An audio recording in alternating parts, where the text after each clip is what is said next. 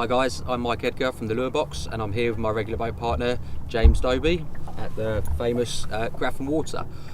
So today we've been out, we've had a few Zander, and it's like 2 o'clock now. Bites have dried up a little bit, so we thought we'd take a bit of time out to show you the rods that we're using, the lures that we're using, and a little bit about the general sort of technique to catching these Zander. So today we're mainly focusing on vertical jigging. So James, what rods are you using for what I'd say traditional vertical jigging? So traditionally, usual size 6-inch bait, 40 gram jig head. This is a Western W3. It's rated to 40 gram and it's accurate. A lot of the vertical jigging rods you see aren't really built as vertical jigging rods. They've got different casting weights, etc, etc.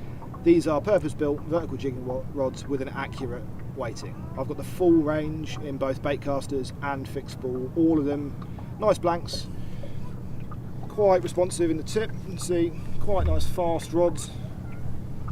They're generally, for my usual vertical jigging, I find these to be absolutely brilliant. They're great value for money. I think they retail at about £110 approximately, which for a vertical jigging rod is exceptional. It is. I mean, I've had some seriously expensive vertical jigging rods, 350 quid St. Croix. Nice rods, didn't quite do what I personally wanted to do with them. Switched to these and I've got 3 rods for the same amount of money.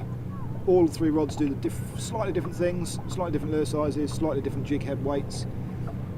Perfect, just does exactly what it says on the tin. So we see that you've got the same braid on all 3 of your rods. What braid is that you're using, and why that particular braid? So this is YGK G-Sol X8 upgrade, Yep. which is a bit of a mouthful. It's the best braid for the job, 100%. It's thin. I mean, it's not abrasion resistant because it's braid, but it's thin, it cuts through the water nicely. It's expensive for braid. There are much cheaper braids out there, but I can't fault it. Don't get wind knots with it. Perfect. See, it's nice and smooth.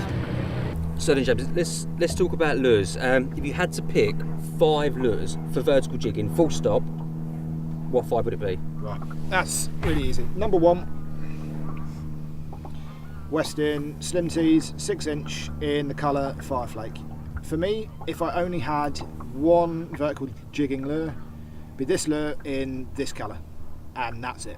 If I could only stick to one, I think I've had 8 or 9 double figure Zander on these, and I mean, I don't even know how many fish, but that is the lure and the colour for me. That being said, other colours work, but that is definitely number 1. Cool. What else you got? Number 2, variation on a theme.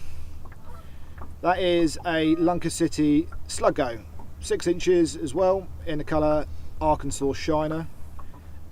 Similar, but with a straight tail, not with a split tail like these ones. Slim baits when it's windy, very little resistance in the water, you can see, very floppy. That's probably 2nd or 3rd favourite lure. Alongside these, the Western Twin Tees, again 6-inch, which is the general size I'll use for normal vertical jigging. This is the colour Smelt, and I think this is my favourite colour of a soft plastic that there is. They do it across the range, but that is just beautiful. So that's probably my 3rd favourite. That is a very similar colour to the Arkansas Shiner here. Yeah, the Smelt has got a slight tinge of purple in, maybe slightly lighter at the bottom. They're very similar. Generally, this lure aside, I use what you would really describe as a natural bait, except in this case, that is special, to be honest. Cool. What's next? Number 4, slightly smaller, 5 3/4 inches, although I will cut the head off. That's a Lunker City Finesse. No idea what the colour is, to be honest. Looks vaguely like a small Zander. Really nice lures. Exactly the same body shape really as a Twin Tees, just slightly smaller, slightly more supple plastic maybe. Some days they want a bit more action than others. Either one of these was brilliant. Basically pick and choose. Yeah, last but not least, hardcore lures, Zander Strike. These are strange baits. When the fish are really on it, these are brilliant. Like, they do seem to pick out bigger fish for whatever reason. Very, very subtle split tail. reasonably soft plastic, you see again, but they're also quite wide. Slightly different again in terms of profile to the other lures. Really, that covers all the bases. If you could only pick 5, you wouldn't need anything else. We're saying here with this hardcore lure, it's with these wide wings on it, it creates the lure to be very stable in the water.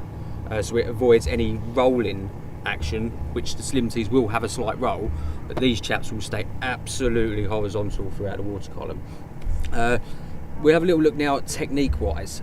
Generally there's 2 techniques which you see the guys using in the UK. One's what we call a snap jigging, which the likes of Andy Lush and James Gardner has taught all of us, and what we call like twitching the lure. Yeah, I mean, you can have too much of a good thing. I'm talking about snap jigging. Drop the lure down. This, probably a bit much. Little twitch. Don't just let the lure fall back down to the bottom, because it looks a bit rubbish and a lot of the hits on the way down. So snap up, controlled fall. What I prefer to do, drop the lure down to the bottom, couple of turns of the handle, and gentle twitches. So when we say dropping the lure to the bottom, we're referring to you let the lure drop on a slack line until it hits the bottom, and then you're bringing the lure up until what we call its starting point, which is generally 6 to 7 inches from the bottom. So you need to stay within that 6 or 7 inches at all times. If you're not sure where you are, let a bit of line out, gently touch the lure down on the bottom, turn the handle a couple of times and bring it back up to your 6-inch starting point. I think that pretty much covers the basics of what we do vertical jigging. We'll look more on another video on more of the larger lures, maybe the pelagic style of fishing, but for now I think that gives everybody an insight into what we do and how we target the Zander on Grafham Water.